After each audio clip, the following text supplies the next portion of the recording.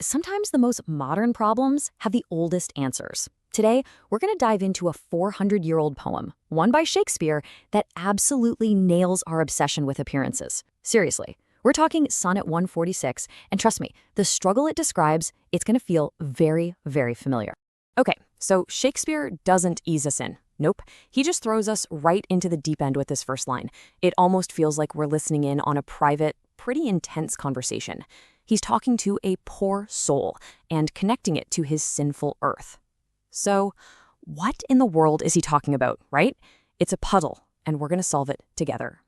So, right off the bat, this one line gives us two huge questions that are going to drive this whole explainer. First, who is he even talking to? A lover? Some friend he's mad at? And second, what's their deal? Why call them poor? And what's all this about being the center of sinful earth? Let's start digging. All right, and here we get our first big answer. It turns out he's not talking to anyone else. He's talking to himself. Or, to be more exact, he's having this super intense heart-to-heart with his own soul. And just listen to how he says it. Poor soul. That's not a sweet, sympathetic thing to say. It's kind of condescending, right? Like he's pitying it. That's our first clue that something is seriously wrong here. The soul is in trouble. It's weak. It's struggling. It's basically lost control. Now, to get why this is such a big deal, we gotta jump back in time for a sec. See, in Shakespeare's day, people thought of the soul as the body's command center, the CEO, the head honcho. Its whole job was to be the boss and keep all the body's messy, sinful desires from running wild. So when he calls his own soul poor, he's basically admitting, my command center is down, the boss is failing. Okay, so what about that sinful earth part? This is where Shakespeare gets really clever. He's making a direct connection to the Bible, to the book of Genesis. Remember the story? Adam, the first guy, was made from dust, from the earth. And then he and Eve committed the first sin.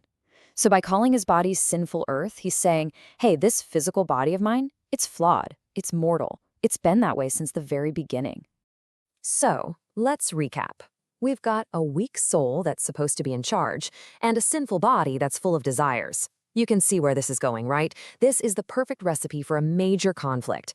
And we're not talking about a little argument here. We're talking about a full-on rebellion happening inside this guy. He actually talks about these rebel powers attacking his soul. And who are the rebels? It's the body's own desires. The desire for pleasure, for status, for just more stuff.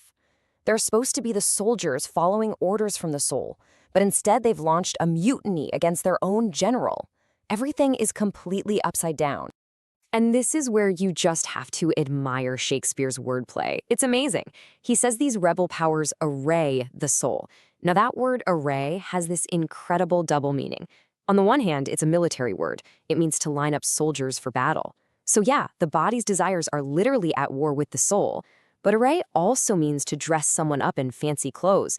So get this, at the very same time the body is fighting the soul, it's also distracting it with fashion and fancy outfits. It's a war being fought with vanity. How cool is that? So, this war of vanity, this whole fight between what's on the inside versus what's on the outside, that's the absolute heart of the problem here. And why is the poor soul losing so badly? Well, it's because it's been tricked. It's spending all its time and energy just decorating the body. The speaker just comes right out and accuses his soul. He asks it point blank, why are you just wasting away in there? Why are you starving? He uses this word dearth. And dearth basically means a famine, a total lack of food.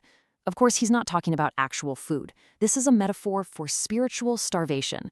He's saying his inner self, his spirit, isn't getting any nourishment at all. It's just being completely neglected.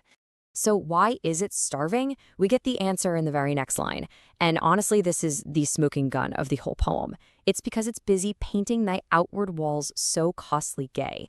The metaphor is just brilliant.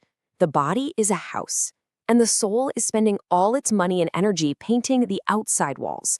It's making the house look costly, expensive, and gay, which back then meant showy or brightly decorated. All of this effort on the exterior, while the inside is just falling apart. Now, does that sound even a little bit familiar? I mean, this is why a 400-year-old poem can hit so hard today. Painting our outward walls, we're experts at that now. Think about it. Designer clothes, expensive makeup, or just spending hours curating that perfect life on your social media feed. It's the exact same thing, focusing on the outside instead of the inside. So you see, this is way bigger than just a little vanity. Shakespeare is getting at something really profound and, honestly, kind of dangerous. He's talking about the true cost of choosing the superficial over the spiritual. And let's go back to that word, costly. He chose that word for a reason. It's not just about money. The real cost here is spiritual. Every bit of energy, every minute you spend obsessing over the outside, it's taking something away from the inside. The soul is literally going bankrupt to pay for the body's fancy decorations. And that's the picture Shakespeare leaves us with in just these first few lines. It's pretty bleak. He's laid out the whole problem. A starving soul is trapped inside a prison. But here's the twist. It's not some dark, ugly dungeon. It's a gorgeous, expensive, beautifully decorated cage. A cage the soul actually helped build itself. Now, the rest of the poem does offer a way out, a kind of solution. But it's this setup, this problem he describes in the beginning, that just echoes through the centuries. And it leaves us with this really powerful, kind of haunting question, one that might be more important for us now than it was for him then. If your soul is starving